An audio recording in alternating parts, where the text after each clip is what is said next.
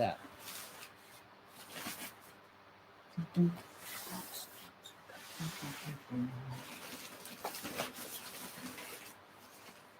Excuse me, pardon me. Oh, it's this. Wider field of view than expected. Okay. And I'm just going to turn you a little bit here. Okay. We're there. Welcome.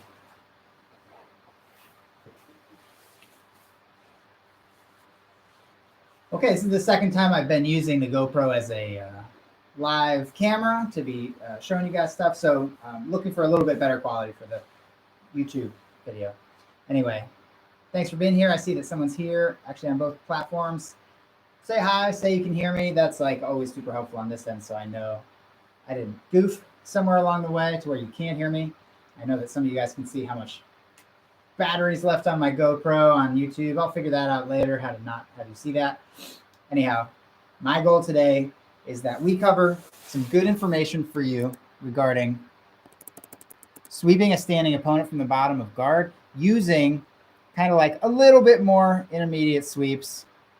And when I say intermediate sweeps, I'm talking this week about De La Riva and Caterpillar guard, and I'm talking today about Caterpillar guard. And I'm going to kind of do a big review on Saturday. So helpful today will be for you to have seen me perform these moves on another person, which you can do on the Monday Brain Dump earlier this week. It was released on the 15th. And if you go to 8 minutes and 9 seconds, that's when I start talking about Caterpillar guard, and that's what I'm going to talk about today. So Caterpillar guard is my go-to guard. I learned it from a friend of mine, Jay Bell, somewhere along the line in brown belt, maybe even purple, probably purple. And he showed it. He called it the lazy sallow guard for a long time, and then recently I know he started calling it Caterpillar guard. Caterpillar, because it's not quite yet a butterfly, I think was his thinking, which is cute. That's cute, Jay. So Caterpillar guard looks like this. I lay on my back, my opponent stands up, and I'm going to hold on to one ankle, and then I do a very lazy thing, and that's why I'm lazy sallow guard. He saw it, Salo Hibero show it first. I hold this Achilles. I let this leg drop right on top of my hand. So here's my hand holding the Achilles. My leg drops right on top. I hook the inside of the same knee, and the other leg, untouched by me, is over here. So I have a lot of control on one leg. I have the heel. I'm blocking the front of the shin. I'm blocking behind the knee, all on one leg. And then this knee, a little bit north, a little bit up in the air, I should say, right? If I let this get smashed down, it starts to become harder and harder to maintain this position. You don't want to totally pancake out like this, but this is really pretty lazy. So all I'm asking you to do in this otherwise extremely lazy position is just keep your knee up. Okay? But this is hooked behind that knee. So I have heel, shin, and knee all on one side. What is so tempting to the top person who experiences this position is to go, they think they can go behind me and take my back. And that leads to our first sweep. I have total control over one leg. They have another leg that they can do a few things with. And all of our moves are going to relate to one or the other thing that they can do with their leg. Right? So they can step to an extreme angle close to me. Let me show you what that person looks like. When I'm on the bottom, and I have, here's someone on the bottom, holding on to my ankle, right? And then their legs, you're going to have to imagine. They're a little bit on their side, right? I was a little bit on my side. So as the standing person, I can do a few things. One, I can step deep or kneel deep behind them, thinking I can start to take their back. We'll see why that's maybe folly. Okay? But here's the person down here. They've got me set up in the way they've got me set up. I can either take an extreme deep angle, an extreme angle the other way, where I totally open up the angle, Or I could be somewhere in between. I could be straight on with the person, like I am right now.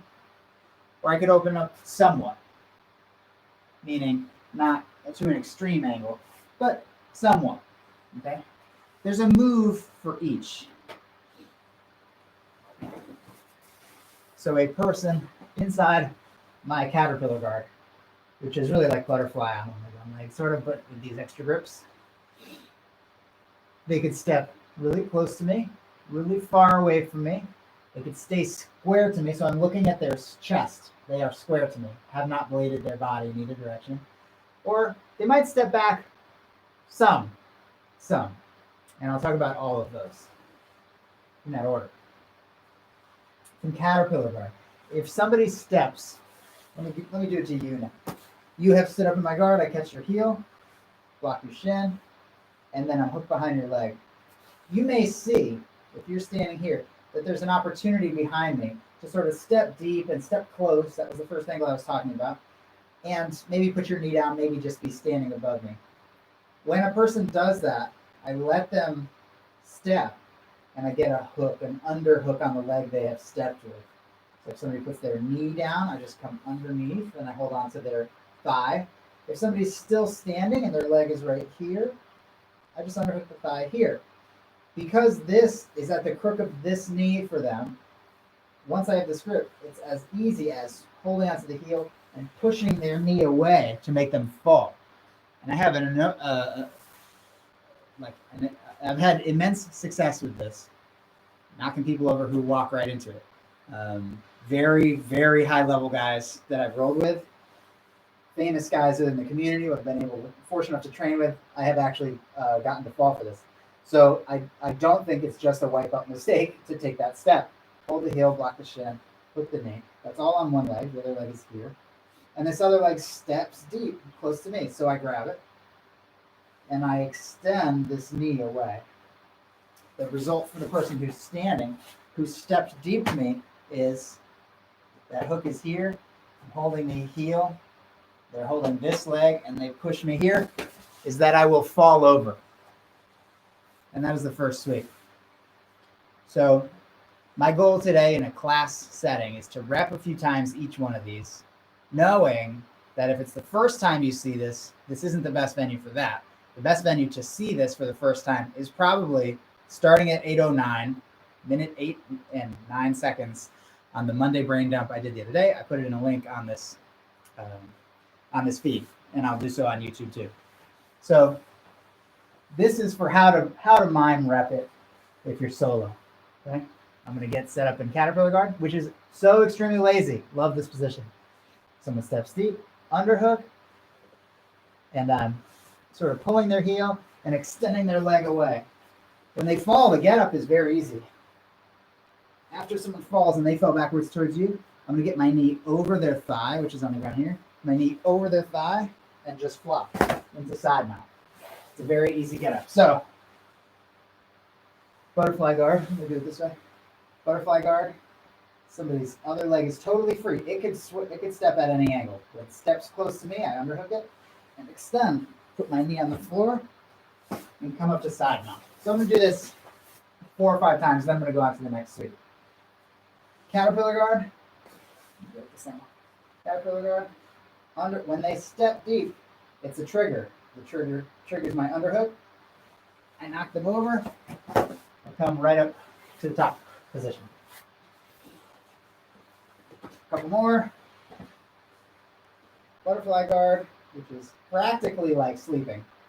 Someone steps deep, I underhook, and I bend their other leg, which I have total control over, away from me. I want them to go over the pinky edge of their foot.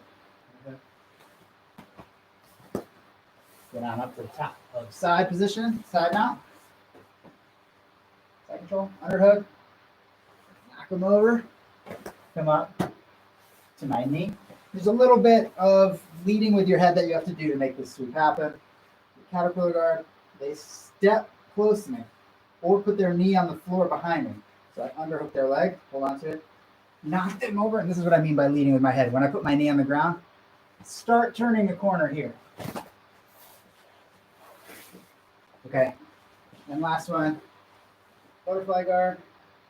They step deep or they kneel deep, underhook, knock them over, drive my knee to the ground, lead with my head, and now it puts you right inside now. Beautiful, beautiful sweep from the bottom. Okay. That's the if on that one. The if, the trigger is if they step deep, step close, step behind you, or put their knee on the floor. Stepping deep. Very close, like closing the angle between you to 0 degrees. You know what I mean? They're on the ground. They got this leg. So I close the angle between us to 0 degrees, but they push my knee over, so I fall. That's me as top guy. Now, what if they open it up? Instead of closing it to 0 degrees and getting close to me, what if they open it all the way up? Somebody sets a butterfly guard on, caterpillar guard on this leg, and I step way back to here. The move, again, most easy to imagine with another person in the video. So check out the Monday Brain Dump. The move that I'm going to do is this here. I've got caterpillar guard. Somebody steps way, way back. I have control, of one leg right here, and they put the other one essentially behind that one. Here's this one, and I can't even see the other one because they've stepped back that deep. So what I'm going to do is extend this leg, and using my shoelaces, I'm going to make just a percussive connection to them. I'm not going to say kick your partner. Don't kick your partner. Never kick your partner. Percussive shoelace contact I will allow, okay? Just like that. Not much harder than that. Won't hurt anybody. So here I am. They step deep. Boop. I contact their thigh. And then this leg, the one that was through here, I wrap around and I chop the back of their knee. Again, not a kick, a chop. Okay, so we're here. They step deep. Kick. I'm going to put that in quotes. Kick. Chop this leg down, and what you'll already see is their belt right here, and you can sit them down, and you'll be taking the back. Okay, so to practice this one, again, miming a move you can see me do on another person in the Monday Brain Dump. They step back. I'm going to make a connection, chop connection here, grab their belt, and I should be able to extend them and just take their back. It'll be a seated sort of back take at that point. Caterpillar, I'm going to give you a different angle. Caterpillar guard behind their heel, in front of their shin, under their knee, with this leg. The other leg steps back, super close to you. So I'm going to kick across, kick the kicking motion, not kick my partner.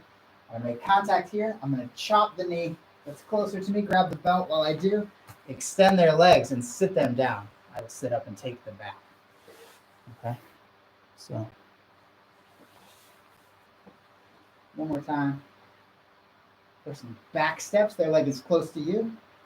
From between their legs and behind them, this leg extends and makes a little connection to their thigh. This one chops the back of their leg. Oop, I grab the belt.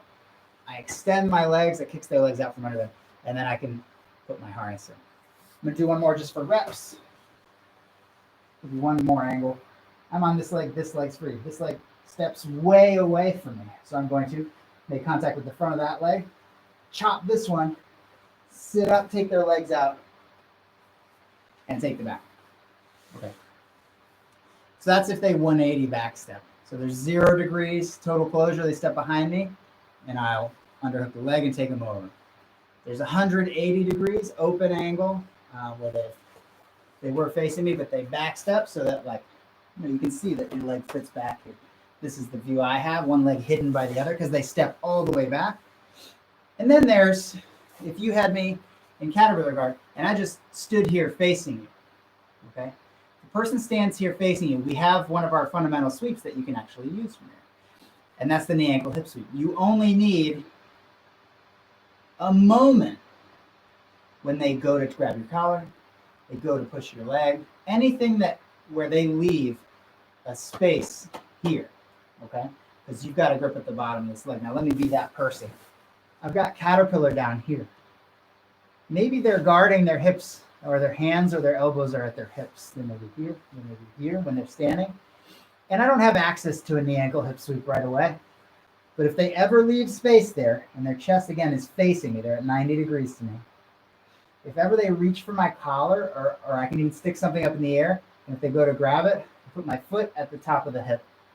Now, why does this work? I have control of the bottom of their leg through here, but I only have control up to behind their knee with this grip here. If they clear the hip, I'm going to use the one that's blocking their shin, the low leg, and I'm going to put that at their hip. And then the one that's behind the knee on this leg, I'm just going to put it behind the knee on the other leg. And I'm there. I'm at our fundamental knee ankle hip sweep or hook sweep from standing. So I've gotten from here. They clear a space here. So I put this foot there, this one behind here, and now it's a push and pull. And this hook and my hand pull, and the top of their leg, which I now control top and bottom, I push away, and they will fall. And it's most common for me to get up and be thinking about, as my partner's going to tell you, be thinking about a double under type pass. You can also go right to a knee cut or whatever your favorite pass is. So again, I'm controlling bottom to middle of only one leg. The other leg's over here, just totally fine.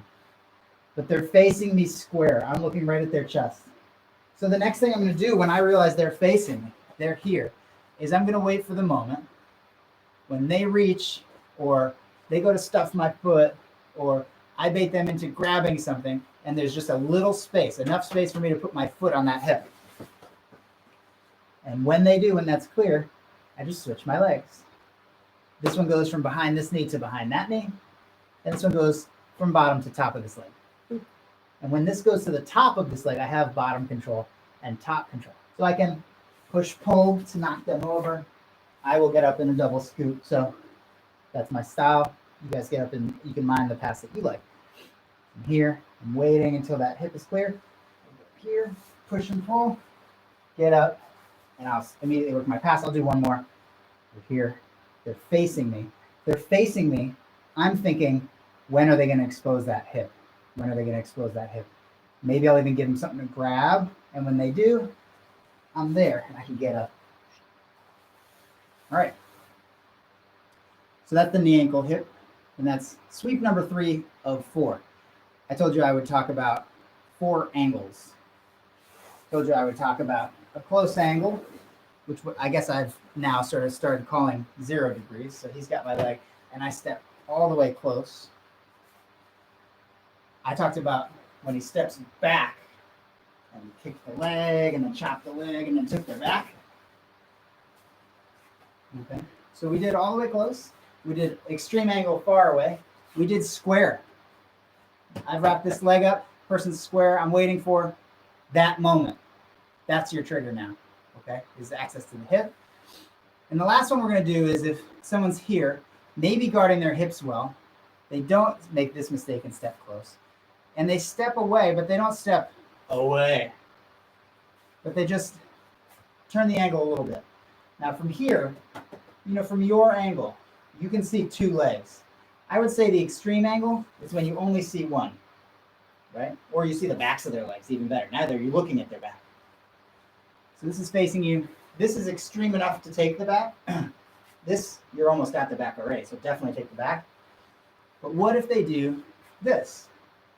You still see both legs. They haven't turned 90. They haven't turned more than 180, just a little bit. So that's when we use a modified knee ankle hip, which I call a knee ankle shin, and you'll see why. I'm in this position here, got the back of this foot. Front of the shin is in my knee pit. This one is in their knee pit. And their other leg totally free. Okay. If they step back, not facing me, this is facing me. If they open up a little, I do this.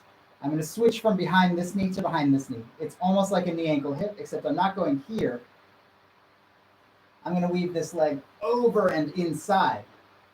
So now the outside of my foot, I wouldn't even say it's my shoelaces. I would say it's my outside ankle almost.